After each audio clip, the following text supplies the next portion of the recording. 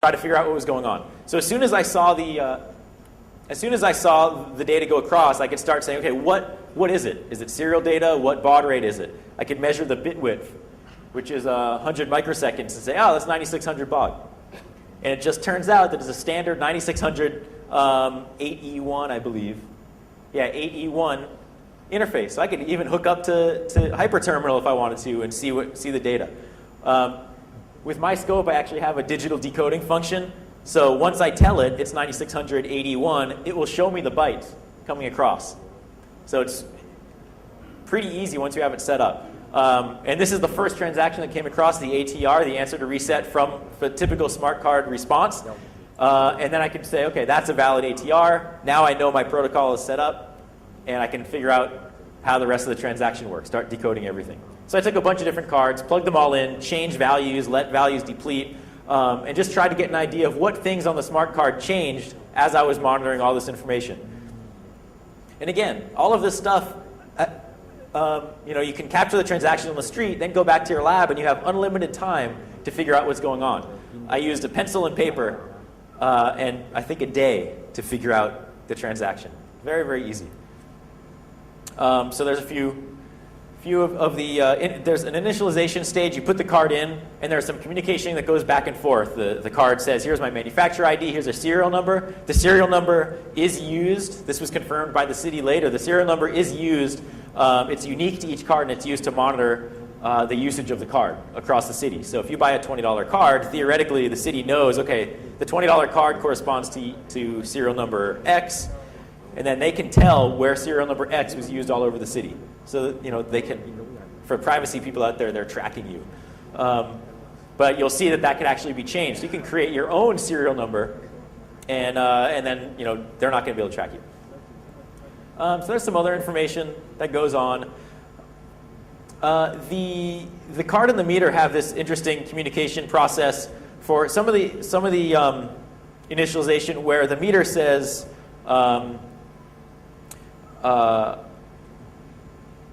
give me some information here.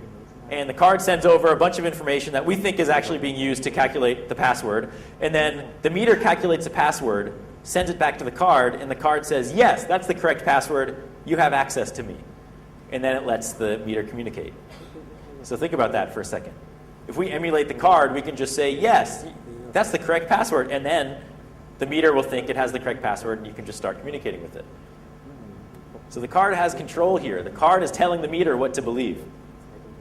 And then the meter reads the balance. So the card goes in, it validates as the correct card, and then the meter says, how much money do you have on you, card? And the card says, here's my value. I have a maximum card value that's always the same no matter what. For a $20 card, it's FFFFF0AF, and for a $50 card, it's FFFF127. And then the meter says, what's your transaction counter? How many transactions have you done so far? And then it calculates the value by subtracting the maximum card value or subtracting the transaction count from the maximum card value, and then you have X amount of units left, and I'll show you that. When you want to deduct money, once it does this whole initialization, the meter all it does is just sort of a dummy command. It just says update balance 1, and balance 1 isn't even used. So it's just a dummy command, but that increments the transaction counter. That's this read-only portion of the card. So the meter can't write to the transaction counter. It can only do a transaction to increment the transaction counter.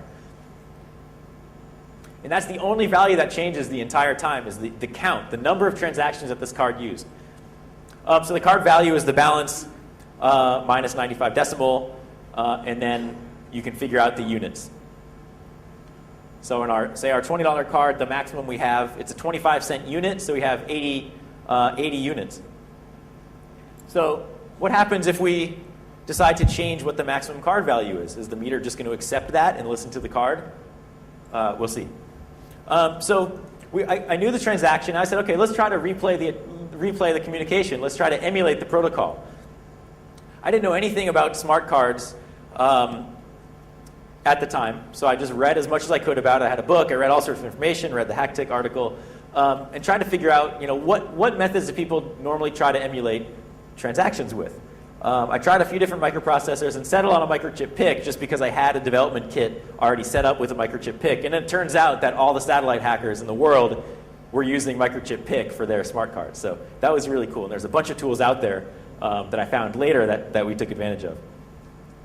So I wrote everything in C, and I wanted to use C because it's just a lot easier for people to understand than assembly language. So I said, okay, if I can use C, I can explain, essentially to anybody because it's so easy to just look and understand what it's doing, as opposed to assembly language, which is very confusing. So all the code is released, except I removed the important values, so you can't actually go and create a specific card to San Francisco.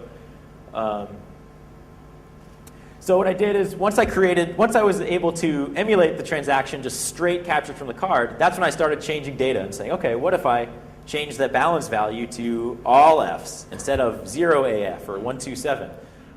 Does this mean I could potentially have 4,000 units on my card? No, it couldn't be that easy. Couldn't be that easy, no way. But I'll show you the result of that. So once I had everything working, I said, okay, I have this big jumble of mess of wires and everything. I want to make it a little more streamlined to really drive the point home of how easy this is.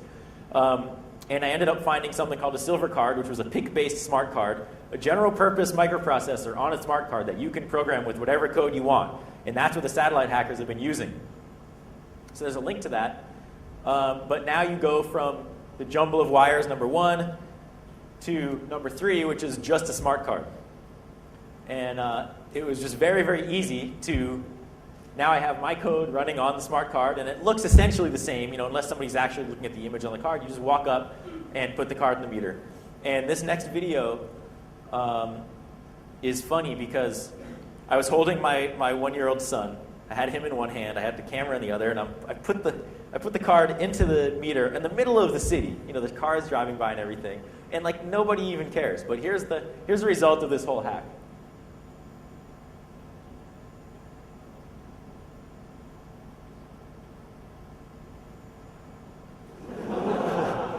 So, and because the meter listens to whatever the card says, the meter now says, oh, you have $999.99.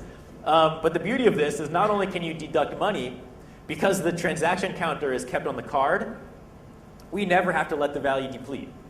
So it's just, the whole system's broken, right? A replay attack shouldn't happen. Being able to do this shouldn't happen, but it does. And that's hardware hacking, and that's the problem that, as designers, it's a hard problem to fix.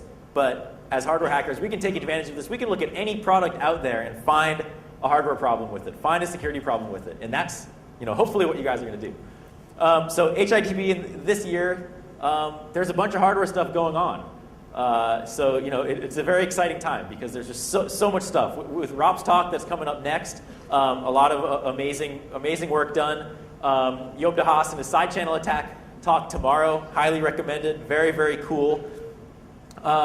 Andrea had done some Tempest remote keystroke sniffing that I saw his talk at DEF CON, but he has a setup here. So there's all sorts of things that maybe you'll see something somewhere that would get you excited to plant a seed, and you say, oh, I've been wanting to look at this product for a really long time.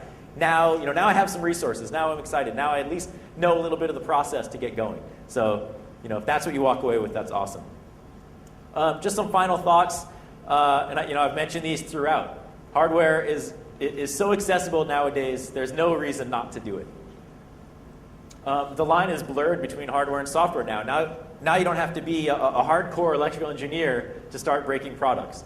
You don't need to know anything about how the parking meter worked. But if you could figure out the communication protocol, or if you can write some code to emulate that, you could be a software guy, you could do it. You can use reverse engineering techniques that you're familiar with from application development. So the lines are blurred. Simple classes of attack, very simple things: replay, reading things from memory, sniffing bus lines, injecting data contents, all sorts of stuff. And the hardware side just hasn't caught up like the software space. There's still problems in the software community, obviously, but there's a lot more problems in the hardware space. New skills are being developed every day. They're being shared online. New techniques, easier ways to work with surface mount parts, for example, to assemble things, to tamper with hardware. Lots of stuff. I always say this: the systems need to be fully tested before they're deployed. That's a lot easier said than done. But in the case of San Francisco, who's at fault? Is the city at fault for deploying all these meters without thinking about the most simple type of financial attacks? Or is it the meter vendor for selling the product, possibly knowing about how easy it was to tamper with? So the systems need to be deployed. And then the media likes it too. So if we can take advantage of using the media to get our message out there, to spread our message, it will get people thinking. It will probably change the industry. Companies might start responding better by saying, ooh, we really need to fix this problem so we don't end up in the media. And then we'll also get more people involved by people reading articles and saying, the hacker community, that's where I belong. And that's cool. So thanks for coming. Enjoy the show. And I'll see you guys around.